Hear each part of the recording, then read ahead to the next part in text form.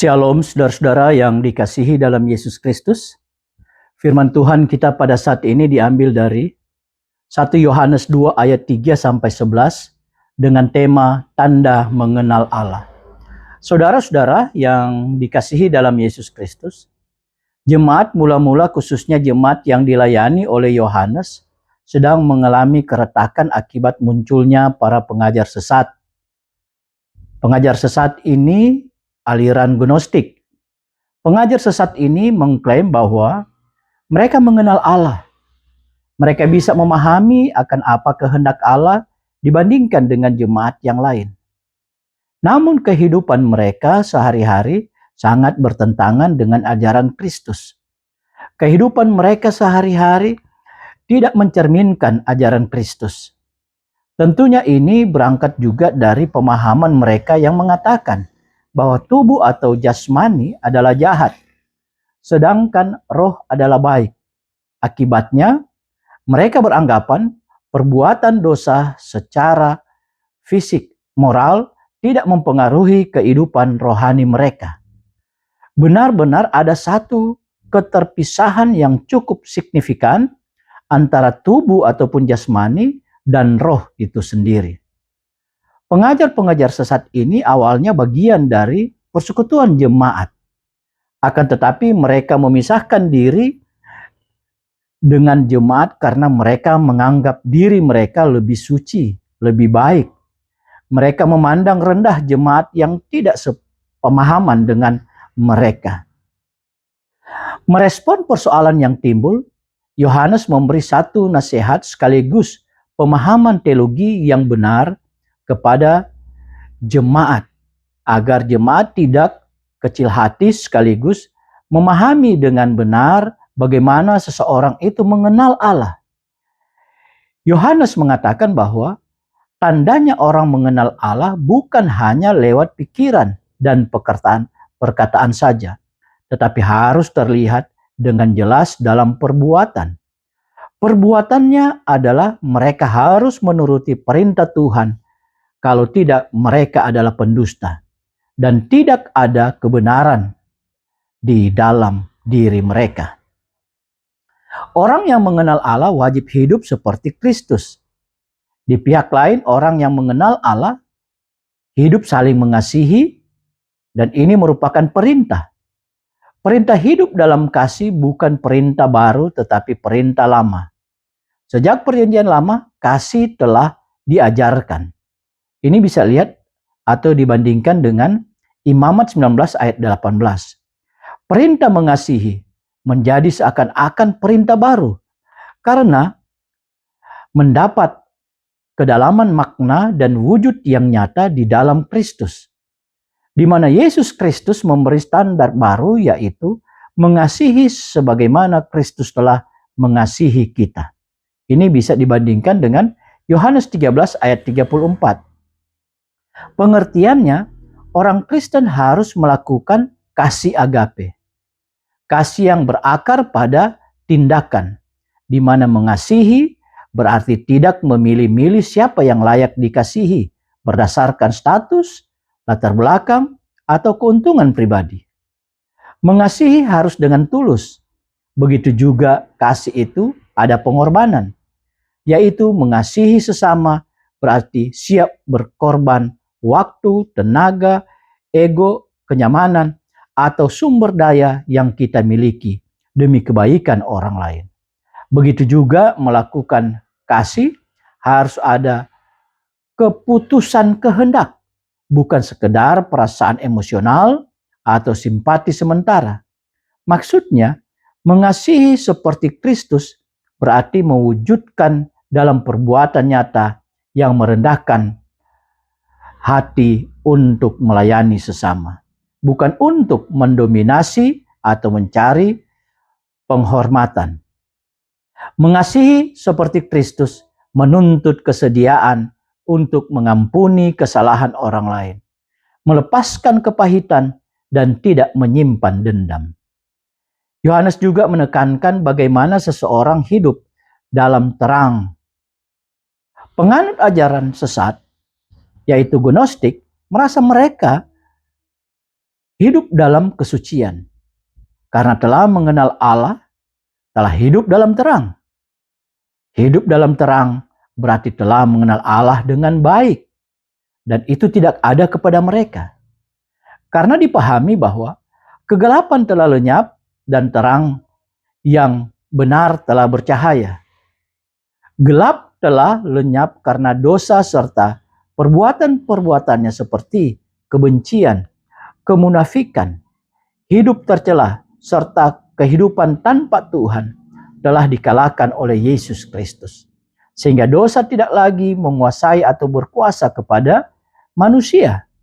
Kedatangan Kristus serta karyanya dalam salib, bahkan ajaran kasih Yesus Kristus membawa terang yang sejati yang mengalahkan kegelapan yang ada. Sehingga terang yang benar telah bercahaya. Terang yang benar telah bercahaya mengatakan bahwa kebenaran yang sejati serta kasih hidup dan nyata dalam kehidupan kita. Orang Kristen yang telah hidup dalam penebusan Yesus Kristus, yang telah hidup dalam terang, harus menunjukkan terang itu kepada sesama manusia. Kebenaran dan kasih sebagai perwujudan terang harus dibuktikan secara konkret melalui tindakan mengasihi, bukan membenci. Oleh sebab itu, kata Yohanes, seseorang tidak dapat mengaku hidup dalam terang jika ia masih menyimpan kebencian terhadap saudaranya. Orang Kristen dipanggil untuk hidup transparan, yaitu dalam kehidupan sehari-hari. Orang Kristen harus meninggalkan perbuatan-perbuatan tersembunyi atau kegelapan, serta hidup dalam integritas, kejujuran, dan keselarasan dengan kehendak Allah yang bisa terlihat oleh orang lain. Yohanes mengungkapkan secara benar bagaimana orang yang telah mengenal Allah kepada jemaat Kristen agar jemaat Kristen bisa secara gampang, mudah mengenal orang yang mengenal Allah, serta tidak terpengaruh dengan statement pengajar-pengajar sesat yang mencoba merongrong iman jemaat, serta mengucilkan mereka. Tetapi justru jemaat Kristen lebih termotivasi untuk hidup dalam terang yang melakukan kebenaran, kasih yang merupakan kehendak Tuhan yang harus dijalankan. Saudara-saudara yang dikasihi dalam Yesus Kristus, tema kita tanda mengenal Allah. Memang tema ini sepertinya sederhana, tapi sebenarnya mempunyai kedalaman makna yang dalam mengenai iman kita. Tanda kita mengenal Allah bukan sekedar hanya tahu menyebut Allah atau keberadaan Allah, tetapi lebih daripada itu, yaitu kita mempunyai hubungan yang akrab dengan Allah sendiri. Karena ketika kita mempunyai hubungan yang akrab, berarti kita bisa mengetahui dengan jelas siapa Allah kita. Di samping itu, kita menjaga nama baik Allah dalam kehidupan kita sehari-hari. Kalau kita melihat apa yang dikatakan Yohanes, bahwa seseorang yang mengenal Allah mempunyai tanda kerinduan untuk melakukan perintah-perintahnya. Kalau ini tidak ada, berarti dia berbohong. Bukan pada dirinya sendiri, tetapi kepada orang lain juga. Begitu juga memiliki kasih terhadap sesama secara alami. Dan kasih itu adalah kasih agape. Begitu juga hidup dalam terang harus nyata dalam kehidupan kita. Saudara-saudara, kalau kita melihat dalam kehidupan kita sehari-hari, banyak orang mengatakan bahwa dia mengenal Allah, akan tetapi secara jujur dalam tingkah lakunya tidak terlihat bahwa dia itu mengenal Allah. Karena kalau mengenal Allah tidak sama seperti pengertian dunia ini bahwa mengenal hanya secara lahiriah saja. Tetapi dalam kehidupan beriman, kehidupan kita tergantung seberapa dalam kita mengenal Allah. Karena ketika kita mengenal Allah dengan baik, maka semakin takut kita melakukan hal-hal yang tidak berkenan kepadanya. Mengenal Allah dengan baik harus diketahui dari sesering mungkin kita mendengarkan firman Tuhan serta membaca Alkitab. Karena disitulah terjadi bagaimana kita boleh mengenal Allah yang baik. Firman Tuhan, khotbah-khotbah, serta Alkitab. Kalau kita melihat pengalaman Ayub, mengenal Tuhan dari apa yang dikatakan oleh orang lain tidak cukup. Harus juga dengan pengalaman sendiri. Ayub ketika ia berada dalam penderitaan, disitulah baru benar-benar dia mengenal Tuhan dengan sebenarnya.